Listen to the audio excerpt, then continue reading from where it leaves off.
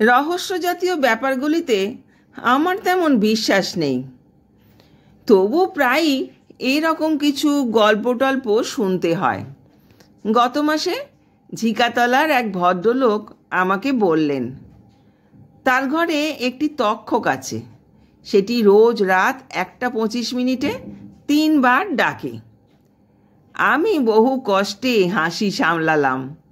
এরকম সময়নিষ্ঠ তক্ষক আছে নাকি এ যুগে? ভদ্রলোক আমার নির্বিকার ভঙ্গি দেখে বললেন, কি ভাই, বিশ্বাস করলেন না? জি না। এক রাত থাকেন আমার বাসায়, নিজের চোখে দেখেন তক্ষকটা। ঘড়ি ধরে বসে থাকবেন, দেখবেন ঠিক 1:25 3 বার ডাকবে। আরে দূর, কি যে বলেন! ভদ্রলোক মুখ কালো করে উঠে গেলেন। 4 দিন পর তার সঙ্গে আবার দেখা। পৃথিবীটা এরকম, যার সঙ্গে দেখা হবার তার সঙ্গে দেখা হয় না, ভুল মানুষের সঙ্গে দেখা হয়। আমাকে দেখেই ভদ্রলোক গম্ভীর মুখে বললেন, আপনি কি দৈনিক বাংলার সালেহ সাহেবকে চেনেন? হ্যাঁ, চিনি। তাকে বাসায় নিয়ে গিয়েছিলাম। তিনি নিজের কানে শুনেছেন, বলেছেন একটা নিউজ করবেন। ভালোই তো, নিউজ হবার মতোই খবর। আপনি আসেন না ভাই, থাকেন এক রাত, নিজের কানে শুনবেন। আমাকে শোনালে কি হবে? আরে ভাই, আপনারা ইউনিভার্সিটির টিচার, আপনাদের কথার একটা আলাদা দাম, তাই নাকি? আপনারা একটা কথা বললে কেউ ফেলবে না। এই জিনিসটা নিয়ে খুব হইচই করছেন মনে হচ্ছে। না, হইচই কোথায়? অনেকেই অবশ্যই শুনে গেছেন। বাংলাদেশ টিভির ক্যামেরাম্যান নাজমুল হুদাকে চেনেন? জি না। উনিও এসেছিলেন, খুব মাই ডিয়ার লোক। আপনি আসুন না। আচ্ছা, ঠিক আছে, একদিন যাওয়া যাবে। ভদ্রলোকের চোখ মুখ উজ্জ্বল হয়ে উঠল। তিনি মুখ ভর্তি করে হাসলেন। টেনে টেনে বললেন, চলেন চা খাই। না, চা খাবো না। আরে ভাই, আসেন না। প্রফেসর মানুষ, আপনাদের সঙ্গে থাকাটা ভাগ্যের ব্যাপার। ভদ্রলোক হা হা করে হাসতে লাগলেন। যেতে হলো চায়ের দোকানে। চায়ের সঙ্গে আর কিছু খাবেন? চপ? না। আরে ভাই, খান না। এই, এদিকে 2টো চপ দে তো। এখন ভাই বলেন, কবে যাবেন? আপনার সঙ্গে তো প্রায় দেখা হয়, বলে দেব একদিন। চা খেতে খেতে ভদ্রলোক দ্বিতীয় একটি রহস্যের কথা শুরু করলেন। 1960-তে তিনি বরিশালের ফিরোজপুরে থাকতেন।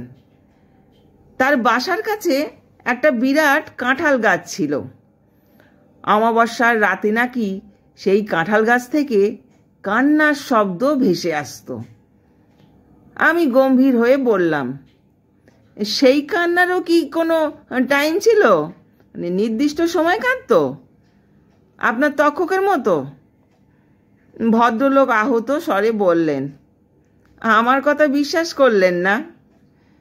বিশ্বাস করব না কেন? আমি কান্নার শব্দ গোটাটা টেপ করে রেখেছি, একদিন শোনাবো আপনাকে। ঠিক আছে।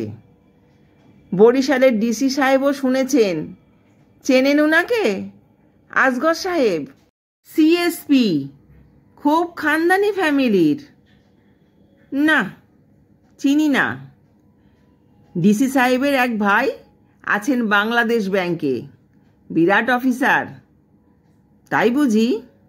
জি, ওনার বাসায় একদিন গিয়েছিলাম। খুব খাতির যত্ন করলেন। গুলশানে বাসা, 3 তলা।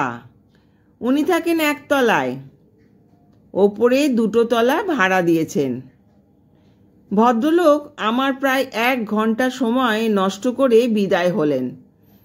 আমার মায়াই লাগলো। ইন্ডেন্টিং ফার্মে সামান্য একটা চাকরি করেন। দেখেই বোঝা যায় অভাবে পর্যুদস্ত। চোখের দৃষ্টি ভরসাহারা। বয়স এখন হয়তো 30 হয়নি, কিন্তু বুড়োটে দেখায়। মাস খানেক তার সঙ্গে আমার দেখা হলো না। তার প্রধান কারণ, যেসব জায়গায় তার সঙ্গে আমার দেখা হওয়ার সম্ভাবনা, সেই সব জায়গা আমি এড়িয়ে চলতে শুরু করেছি। নিউ মার্কেটে আড্ডার জায়গাটিতে যাই না। কি দরকার ঝামেলা বাড়িয়ে? এই লোকটি পিচ্ছিল পদার্থ, যে গায়ের সঙ্গে সেঁটে যাবে আর ছাড়ানো যাবে না। কিন্তু তবু দেখা হলো। একদিন শুনলাম সে ইউনিভার্সিটি ক্লাবে এসে খোঁজ নিচ্ছে। ক্লাবের বেয়ারা বলল, গত কিছুদিন ধরে নাকি সে নিয়মিত আসছে। কি মুসিবত! একদিন আর এড়ানো গেল না।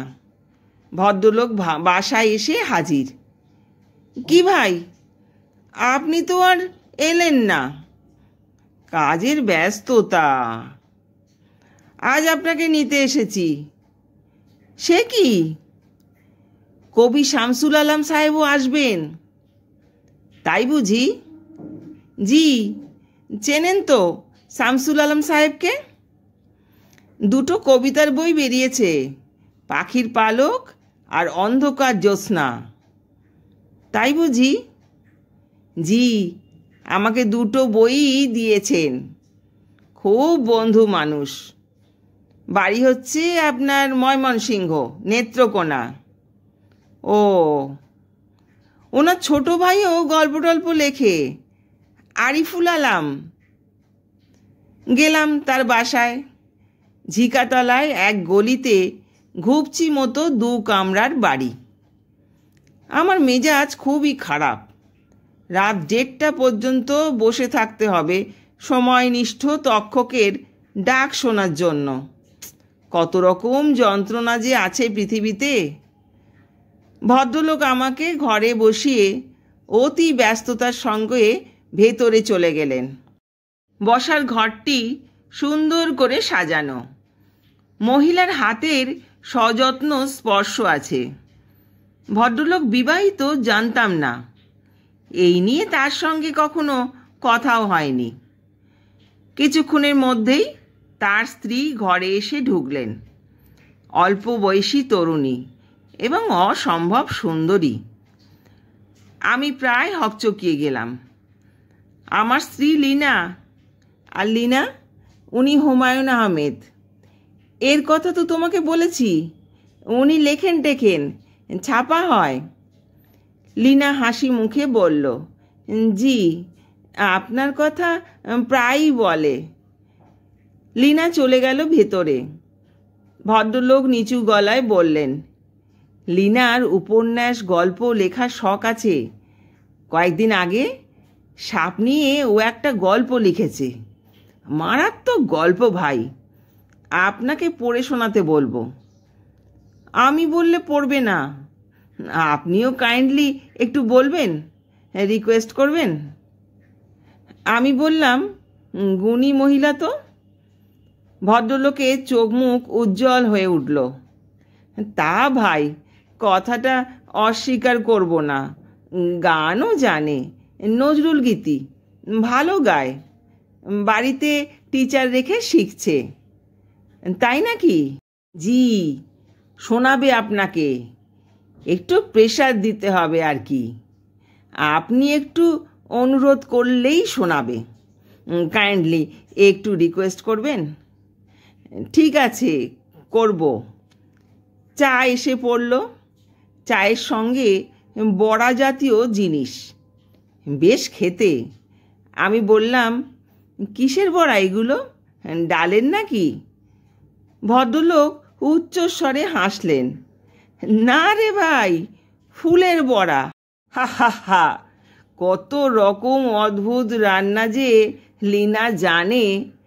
মাঝে মাঝে এত সারপ্রাইজড হই। খেতে কেমন হয়েছে বলেন? চমৎকার না? ভালো, বেশ ভালো। আর একদিন আসবেন, চাইনিজ স্যুপ খাওয়াবো, চিকেন কর্ন স্যুপ। চাইনিজ রেস্তোরাঁর চেয়ে যদি ভালো না হয় তাহলে কান কেটে ফেলবেন। হা হা হা। থাই স্যুপও জানে। আমি মেয়েটির লেখা একটি ছোট্ট গল্প শুনলাম, 2টি কবিতা শুনলাম, 3টি নজরুল গীতিও শুনলাম। ভদ্রলোক মুগ্ধ ভঙ্গিতে তাকিয়ে রইলেন। বারবার বললেন, ইস, শামসুল আলম সাহেব আসলেন না, দারুণ মিস করলেন। কি বলেন ভাই? রাত 11টার দিকে বললাম, তাহলে আজ উঠি? তক্ষকের ডাক শুনবেন না? আর একদিন শুনবো।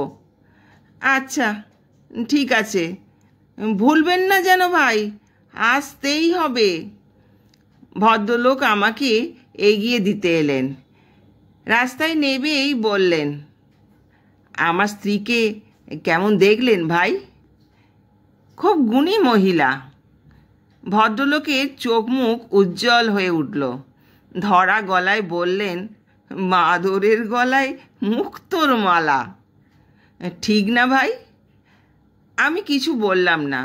ভদ্রলোক কাঁপা গলায় বললেন, গরিব মানুষ, স্ত্রীর জন্য কিছু করতে পারি না, কিন্তু এসব নিয়ে লীনা মোটেই মাথা ঘামায় না। বড় ফ্যামিলির মেয়ে তো, ওদের চাল চলনই অন্যরকম। আমরা খুব সুখী। আমি রিকশায় উঠতে উঠতে বললাম, খুব ভাগ্যবান আপনি। ভদ্রলোক আমার হাত চেপে ধরলেন, যেন আবেগে কেঁদে ফেলবেন। ভাই, আর একদিন কিন্তু আসতে হবে, তক্ষকের ডাক শুনতে হবে। আসবেন তো প্লিজ? লোকজন এলে লীনা খুব খুশি হয়। তক্ষকের ডাকের মতো কত রহস্যময় ব্যাপারই না পৃথিবীতে আছে। বন্ধুরা, চ্যানেলটা সাবস্ক্রাইব করে পাশে থেকো এই ধরনের গল্প শোনার জন্য। সবাই সুস্থ থেকো, ভালো থেকো। ধন্যবাদ।